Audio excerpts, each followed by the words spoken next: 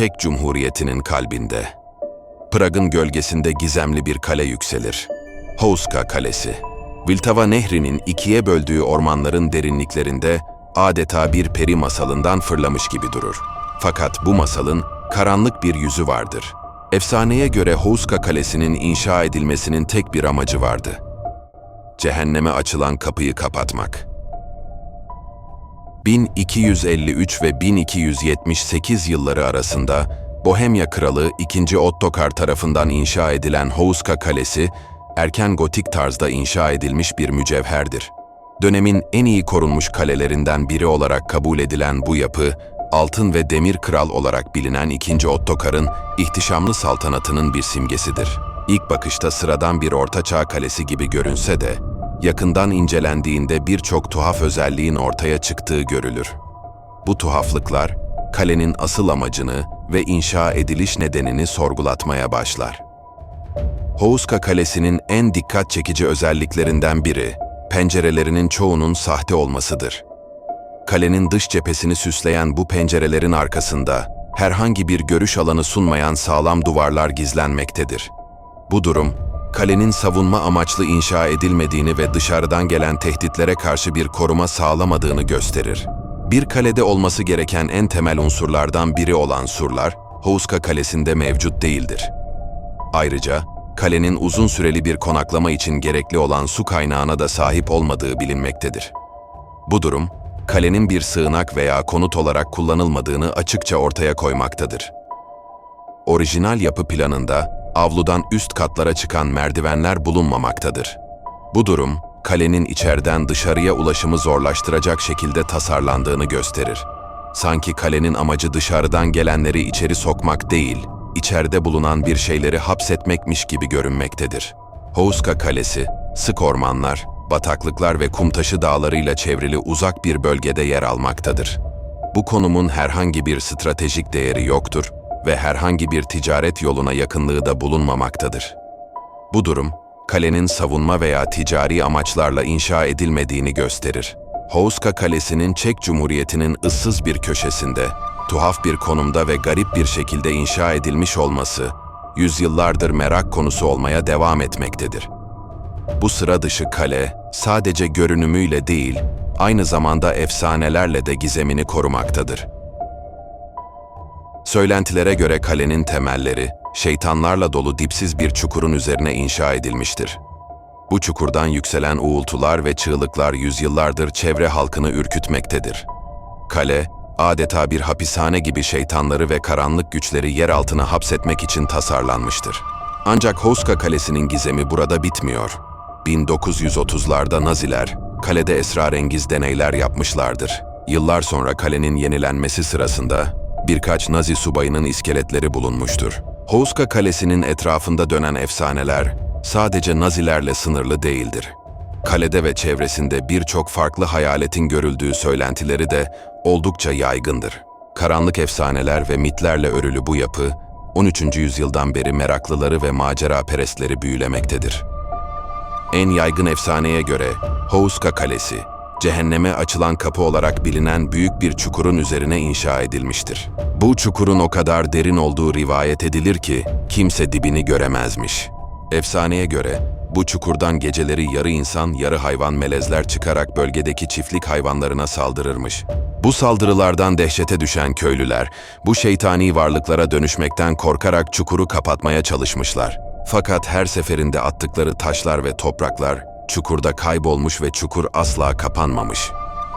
Sadece tuhaf mimarisi ve izole konumu değil, aynı zamanda yüzyıllardır kalenin etrafında dönen efsaneler de burayı unutulmaz bir yer haline getirir.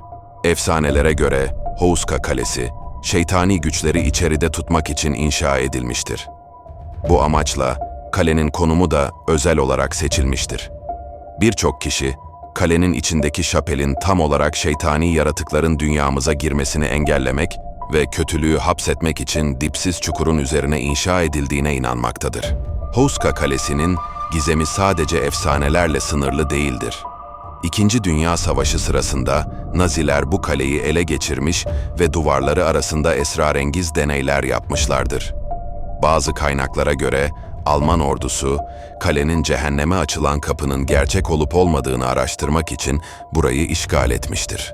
Bugün bile, çukurun mühürlenmesinden 700 yıldan fazla bir süre sonra, Houska Kalesi'nin ziyaretçileri hala ürkütücü olaylara tanık olmaktadır.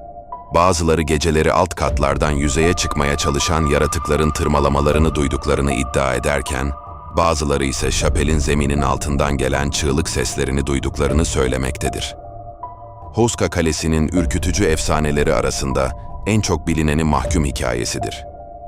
Bu hikaye, kalenin inşası sırasında yaşanan ve kalenin karanlığını ve gizemini yansıtan trajik bir olayı anlatır. Hikayeye göre kalenin inşası sırasında köyün idam cezasına çarptırılmış tüm mahkumlarına bir teklif sunulur. Dipsiz çukura iple indirilmeyi kabul ederlerse ve gördüklerini anlatabilirlerse affedileceklerdir. Bu teklifi reddetmek ise ölüme mahkum olmak anlamına gelir. Tabii ki tüm mahkumlar affedilme umuduyla teklifi kabul eder. İlk mahkum iple çukura indirilir ve karanlığın içinde kaybolur. Kısa bir süre sonra çaresiz bir çığlık yankılanır. Mahkum dehşet içinde çığlık atarak yukarı çekilmesi için yalvarır.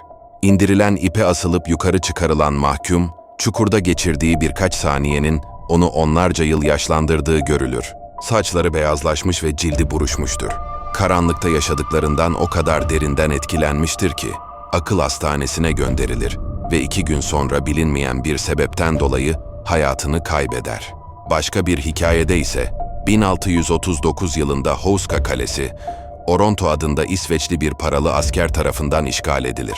Kara büyü uzmanı olduğuna inanılan Oronto'nun, laboratuvarında sonsuz yaşam iksiri bulmak için her gece gizemli deneyler yaptığı söylenir. Bu durum köylüler arasında büyük bir korku uyandırır ve 2 yerel avcı Oronto'yu öldürmeye karar verir. Oronto'nun ölümüne rağmen bölgedeki halk hala kaleden ve çukurdan uzak durmaya devam etmektedir. Houska Kalesi, gizemli efsaneleri ve tuhaf mimarisiyle Çek Cumhuriyeti'nin en ilgi çekici tarihi yapılarından biridir. Kalenin inşa tarihi 13. yüzyıla kadar uzanmaktadır ve o zamandan beri çeşitli soylular ve aristokratlar arasında el değiştirmiştir.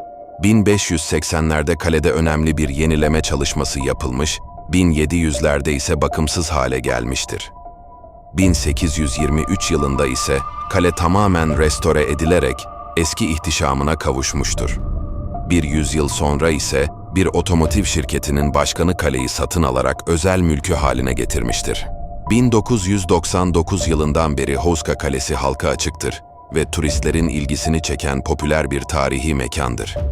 Ziyaretçiler, kalenin mantık dışı mimarisi karşısında şaşkınlık ve hayranlık duygusu yaşamaktadır. Kalenin şapelinde bulunan fresk resimleri ise ziyaretçileri farklı duygulara sürüklemektedir. Bu resimlerden en tuhafı, üst bedeni bir kadına, alt bedeni ise at olan bir yaratığı tasvir etmektedir. Orta Çağ'da solaklığın şeytana hizmet etmekle ilişkilendirilmesi göz önüne alındığında, resimdeki Centaur'un sol elini ok atmak için kullanması da dikkat çekicidir.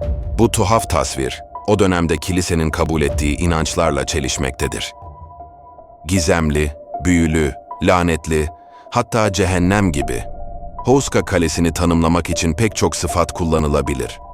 Anlatılan efsanelerin gerçekliğini bilemesek de, Çek Cumhuriyeti'nin en büyük, en güzel, en eski veya en etkileyici kalelerinden biri olmasa da, bu tuhaf yapı birçok maceraperest ve gezgin için favori bir durak noktası haline gelmiştir.